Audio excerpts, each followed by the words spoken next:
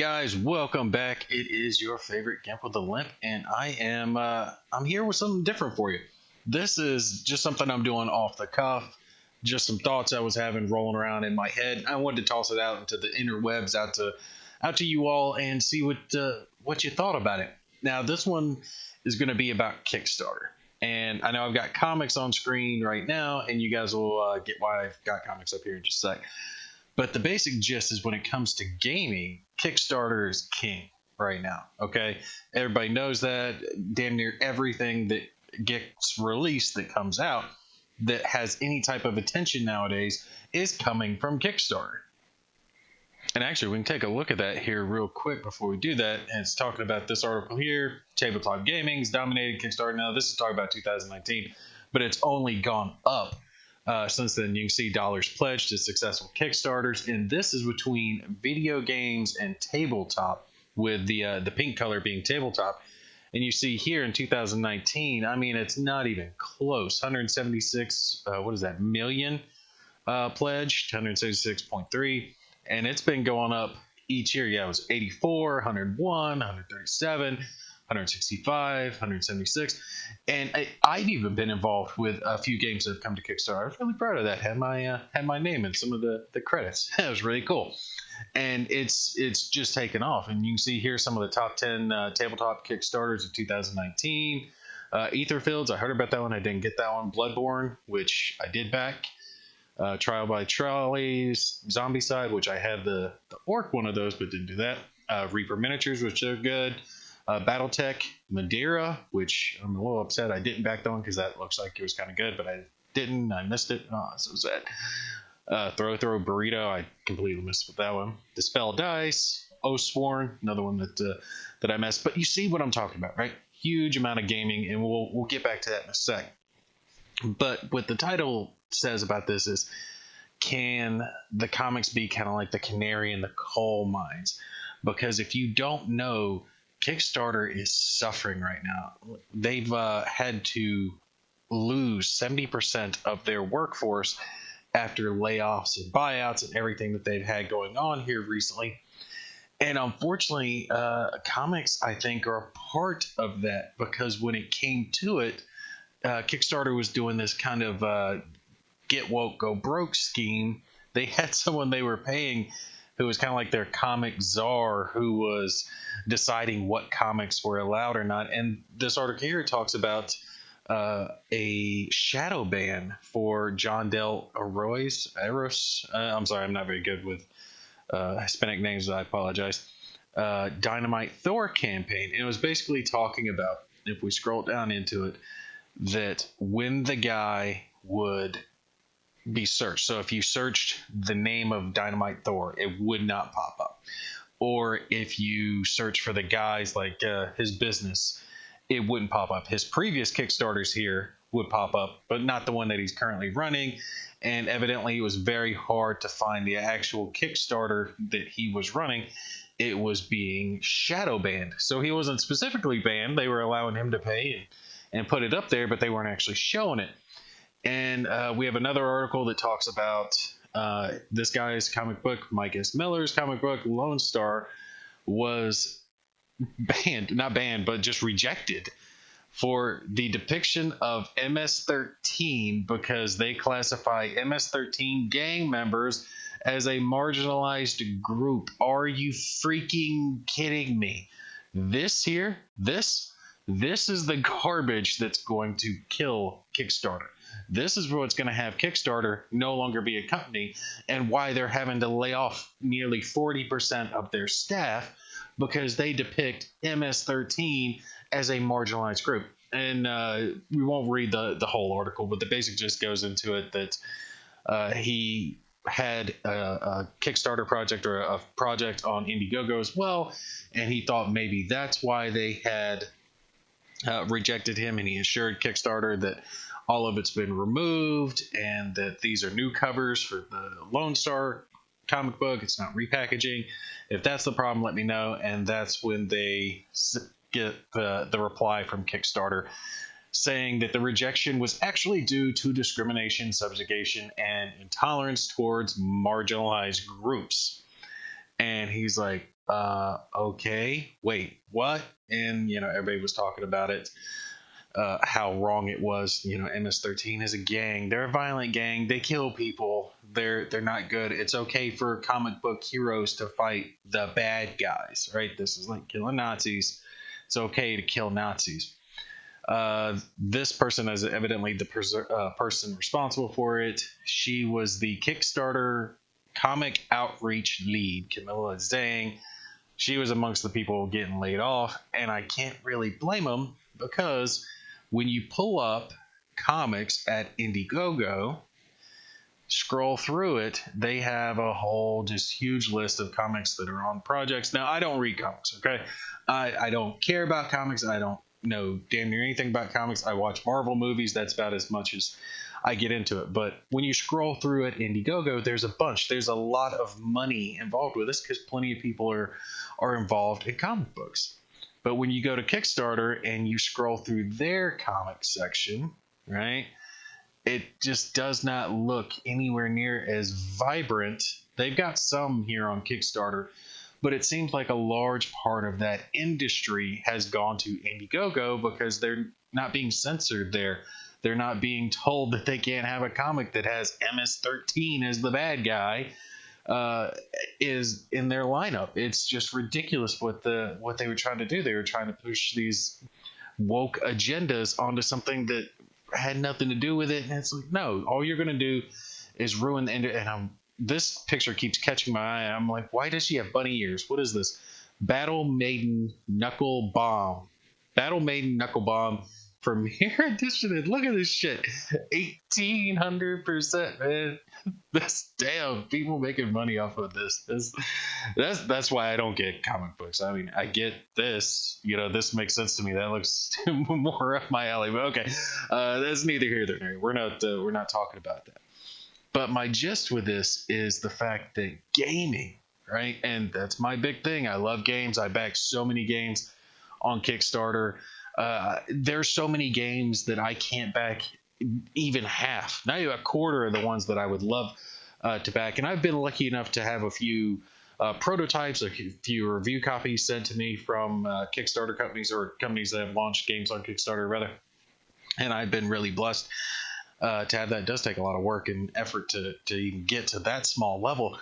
But everyone now comes to Kickstarter, right? Every game company, for the most part, has come to Kickstarter. You have to check it every month. There's YouTube channels that are dedicated just to talking about what's coming up on Kickstarter as far as games are concerned. And you can see we can just keep scrolling through. And there's more games. And now there are some video games, but pretty much all of it, it's tabletop. Ooh, and I actually backed this one here recently, Steampunk Rally Fusion. I actually backed this one for their wife because she really loves Steampunk Rally. This is a little fun racing game, by the way. If you haven't played it, fun little racing game. Definitely check that out. It's dice roller, and they're adding these neat fusion dice into it. They're nice and color coded, so looks real awesome. Little aside there for you guys. But this is where everyone comes for gaming. This is where you're going to go. I mean, DVG comes here. Lock and Load comes here. Not Cups Games, but I think Cups Games has Kickstarted a few things. GMT does their P500, so they're not as dependent on Kickstarter. Actually, I don't think they are dependent. They stick pretty much primarily with their P500s. But so many game companies. Ooh, Gaslands. Ooh, yeah, it's like a squirrel. Yeah, I like Gaslands too, by the way. And my worry is that Kickstarter is going to keep going down this trail. They are going to keep. Ooh, and High Noon. That one actually looks good too. Damn, there's so much good stuff. I would love to get High Noon. I just don't have the money for it. Oh well. My worry is that this is going to crush Kickstarter, and I want Kickstarter to succeed. I want them to keep doing well. I want them to keep kicking butt. I want them to succeed so these companies can succeed, because the premise behind Kickstarter is a good one. Now, unfortunately, it's not sticking to its roots. Like, we'll click on High Noon here as an example. That if we scroll down through the campaign, you see these games, they look pretty well fleshed out. The Kickstarter's original premise was, you've got this great idea for a project and you want to get funding so you can bring your project to life. and you can take it to the public to do that. You can kickstart your project. It's not along those lines, but it has worked excellent as a pre-order for tabletop games in a fashion. I know technically they're not pre-orders, but it works very well for that, because by allowing these companies to get the money up front, they know how much they need to order. They know how much they need to have produced, and they can, produce the amount needed plus an extra 5-10%, whatever, for giveaways, contests for the designers and stuff like that. No, they're fine. They don't have to order 5,000 copies, 10,000 copies of a game and hope to God they sell. And this allows so many more games to be made. Games like the Seventh Continent. I love the Seventh Continent card game. Would never have been made. No one would have taken a chance on that game. I have no idea what publisher would take a chance on Seventh Continent, because there was so much effort, so much love, and blood, sweat, tears into that game. And so much production they made, all the corrections. I mean, you got to think of those thousands of cards that had to be tweaked and checked on, and art and everything that had to go into that.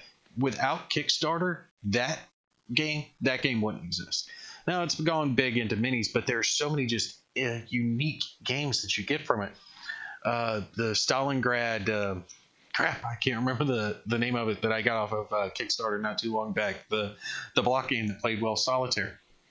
Love that one. I've got so many Kickstarter games in my collection, and my worry is that they're going to keep going on with this woke mentality. They're going to keep pushing that agenda that killed their comic brand. All right, so comic creators don't come to Kickstarter now.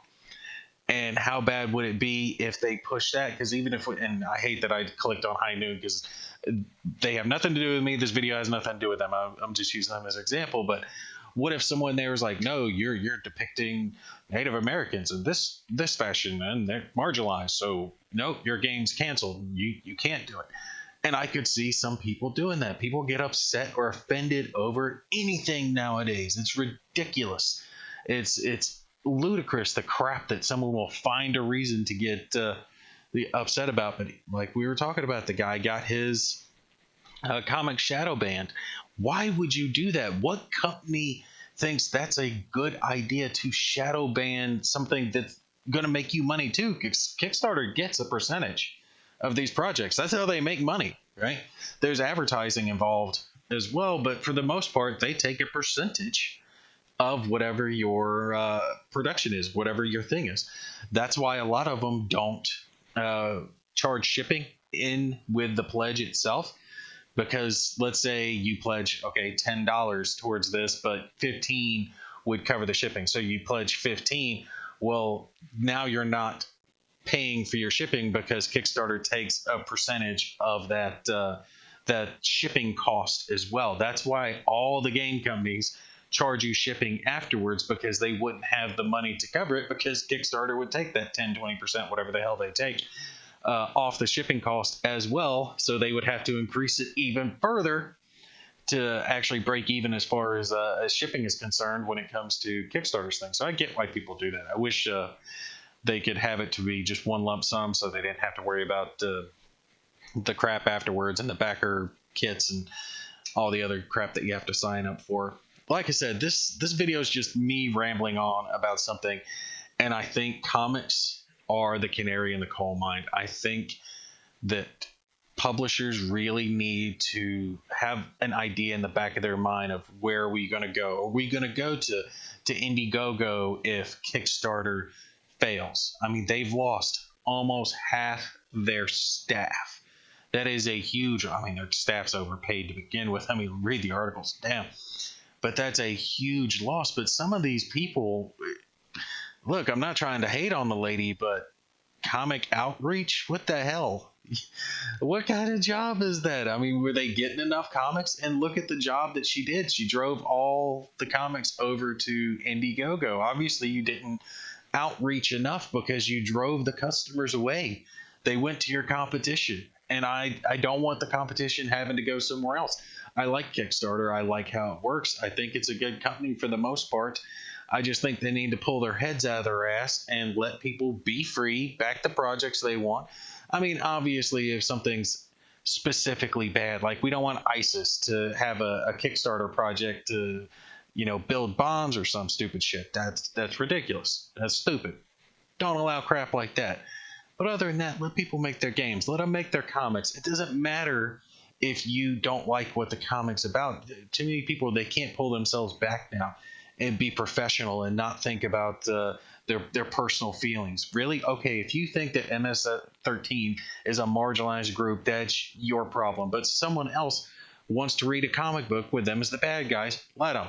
It doesn't matter. Right? It's not something to get your little panties in a bunch over. Shit. Just. All right, that's going to be it for me. Like I said, you guys just keep your eyes peeled. Let me know if you see anything else along these lines you want me to cover. Just random little topics like this. But definitely, I'm sure I'll have comments down below telling me that, yeah, I really agree with you, or no, you're an asshole, Gimpy.